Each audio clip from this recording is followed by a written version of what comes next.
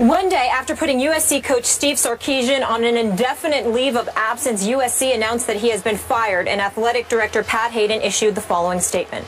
After careful consideration of what is in the best interest of the university and our student athletes, I have made the decision to terminate Steve Sarkisian effective immediately.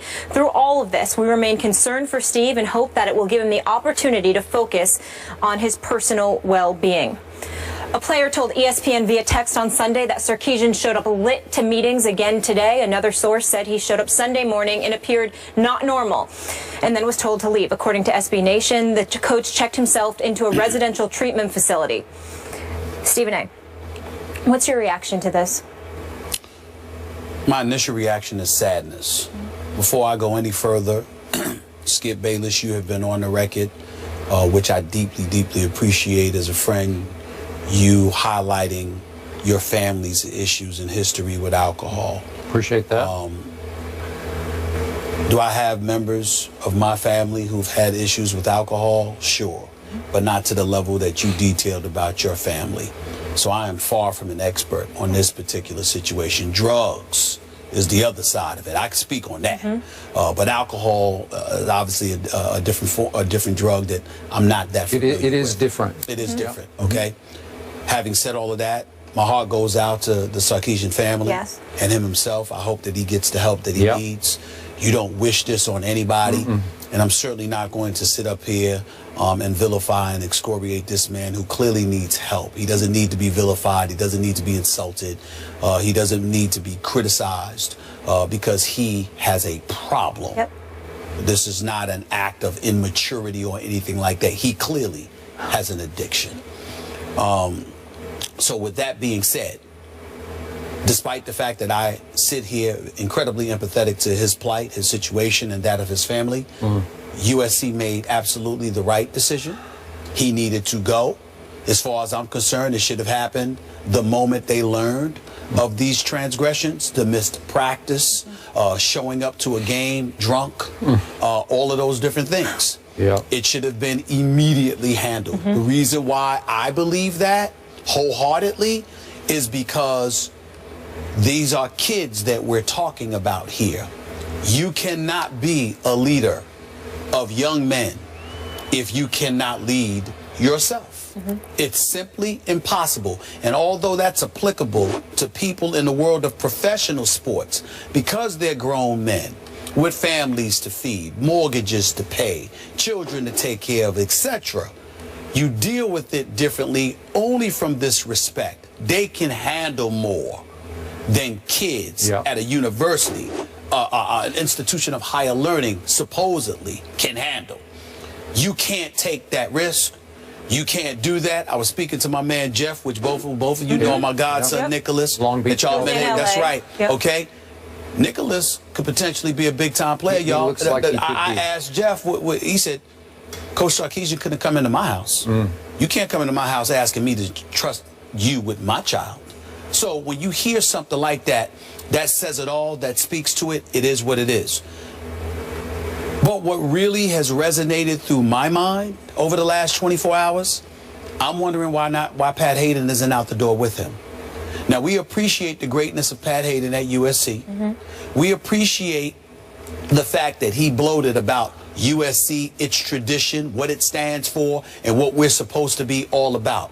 We understand that he doesn't need this job. He's free to walk away anytime. They're free to let him go anytime. He's on a year-to-year deal, okay? Because he's a successful businessman. He doesn't need USC.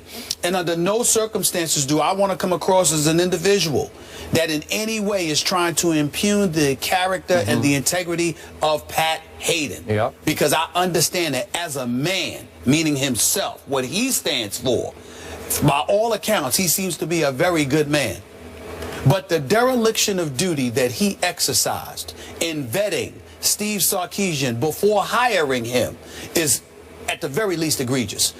Keyshawn Johnson, our very own Keyshawn Johnson's former #1 overall pick in the NFL by the New York Jets, former star at USC, was on my radio show yesterday. And he spoke about how Sarkisian, because guys like him are consulted, and he spoke about how Sarkisian was 6th on the list. 6th. But now out of the blue, Pat Hayden came and hired him anyway. And then we learned that there was, when he was the coach of Washington, one of the 5 seasons, there was an expense report. An expense report. You actually put this on your expense report. He went out before noon, a brunch, with assistant coaches, ordered 4 shots of tequila, 4 shots of an unspecified liquor, and 5 beers. This is according to the Los Angeles Times today. You look at all of these different things, and you knew what happened at the preseason rally where he came, he showed up as inebriated. You clearly looked out for him because he was your friend. You clearly looked out for him because of your relationship. You clearly looked out for him at the expense of what was in the best interest of USC. At the very least, Pat Hayden should have nothing to do with the next head coach hired. And if I'm being fair, what other athletic director do you know can make such an egregious error, all in the interest of looking out for his friend, and still keep his job? I'm just saying. It pains me to admit I agree with every word you just spoke. I like the heck out of Pat Hayden. I know him pretty well, covered him when he played for the Los Angeles Rams. Just for your edification, he is a good guy. Might be a little naive. Wasn't the typical pro football player because he was magna cum laude at USC, which led to him being a Rhodes Scholar at Oxford. So he didn't really fit the profile exactly of the NFL player. Not that they can't be good in class and smart, but he just didn't. He was always a little bit of a fish out of water in the locker room. And I always found him to be a little bit rose-colored glasses. Everything was going to be okay. He would see nothing but the good in everybody around him in the locker room. He was a pretty good quarterback in the National Football League. He won some games as a little undersized quarterback. Los Angeles Rams. Boy, he won one against my Cowboys in Dallas, a playoff game when you're beating Roger Staubach, and it was something to behold. But I'm not sure he's qualified to be an athletic director. Maybe a fundraiser for USC, and to your point, he was a highly successful, high-powered attorney before he took this job for the sake of his alma mater. And a businessman, Yeah, he's a businessman. Yeah, he made a lot of money. But he did love Sark to a fault. He had a soft spot for him that turned into a blind spot for him, which is very, very dangerous. All your evidence and information that has come to the fore is damning, because the man who was such a great student did not do his homework in his coaching search. And the fact that it's now been reporting that several of the Huskies he coached at the University of Washington are saying, oh, he had alcohol issues that impacted his ability to do his job as a coach when he coached here in Seattle. Really? And Pat Hayden seems oblivious to all this, rose-colored glasses on. And then remember what Pat did to protect his coach? Remember September of 2014 at Stanford? Remember this game? I happened to be watching it live. Somehow Pat Hayden gets a text up in the press box in his wherever suite he was, and he's supposed to go down on the field to help Sark, who's into it with a couple of the referees. And he went down on the sidelines, and Pat Hayden is screaming at the referees from the sidelines, member of our committee that picks our playoff finalists for college football, and he was on the hot seat over that because that's out of bounds. You know, you completely, literally crossed the line onto the football field. And remember, USC is a private institution, so they can do whatever the heck they want to do. Nobody's going to tell them one way or the other, and they all love Pat Hayden. I'm with you. I don't think he should be allowed to pick the next head coach, just because here's the final irony. The most painful irony of all to me is that Pat Hayden, being true blue to his buddy Sark, enabled him to fail at USC.